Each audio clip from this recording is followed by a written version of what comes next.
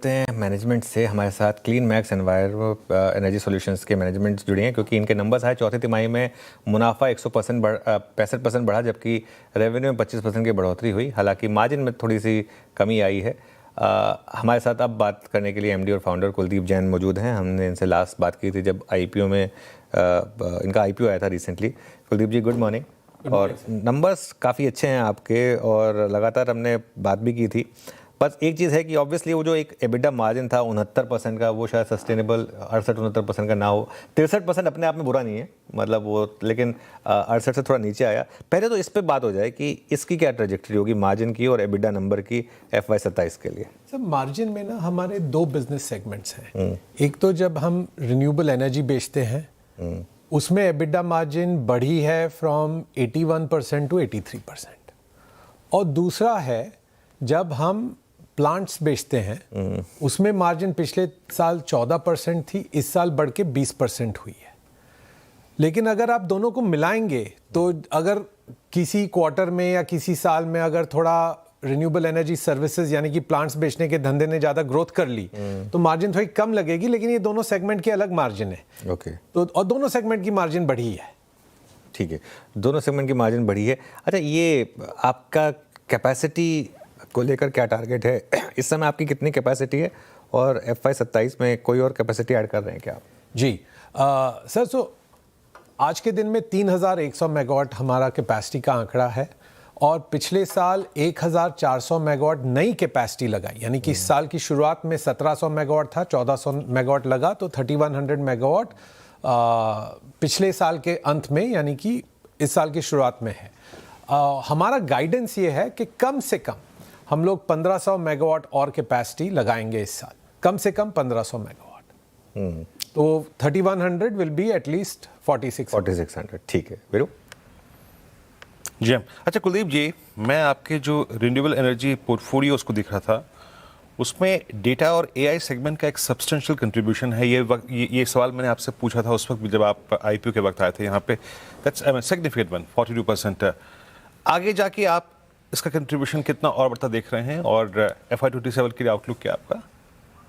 Sir, ये पिछले 2 साल में देखेंगे तो डेटा एंड AI का कंट्रीब्यूशन 14% से बढ़ के 42% हो गया, 14% टू 42%। यानी कि वॉल्यूम वाइज देखें मेगावाट में तो लगभग 250 मेगावाट से बढ़कर लगभग 2500 मेगावाट हो गया 2 साल में।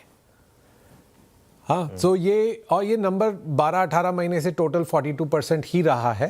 और इसमें देखो बहुत ग्रोथ दिखाई दे रही है हमें। और ये डेटा एंड AI में भी 2 चीज़ें हैं। एक तो जो ग्लोबल बिग टेक हैं जैसे गूगल, एप्पल, अमेज़ॉन, मेटा वगैरह, उनके साथ जो कॉन्ट्रैक्ट्स हैं वो बड़े बड़े कॉन्ट्रैक्ट्स होते हैं हमारे साथ। पिछले हफ्ते एक एप्पल के साथ एक जॉइंट वेंचर भी अनाउंस हुआ जिसमें हमारा स्टेक 51% है, एप्पल का 49% है। एप्पल 100 करोड़ इक्विटी डाल रहा है उसके लिए। और जो भारतवर्ष में जो बड़े बड़े डेटा सेंटर कंपनीज़ हैं जैसे NTT, STT, Equinix, digital realty, L&T data and so on, उन सब के डेटा सेंटर्स के लिए बिजली सप्लाई करना। सो बहुत विशाल कंट्रीब्यूशन है इसका और ग्रोथ भी बहुत ज़्यादा है।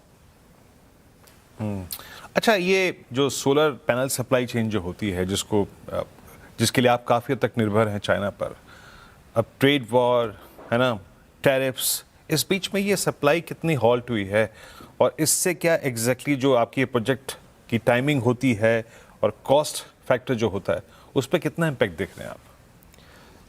सर, मटेरियल सब मिल रहा है, चाहे सोलर पैनल्स हो, केबल्स हो, बाकी इक्विपमेंट हो।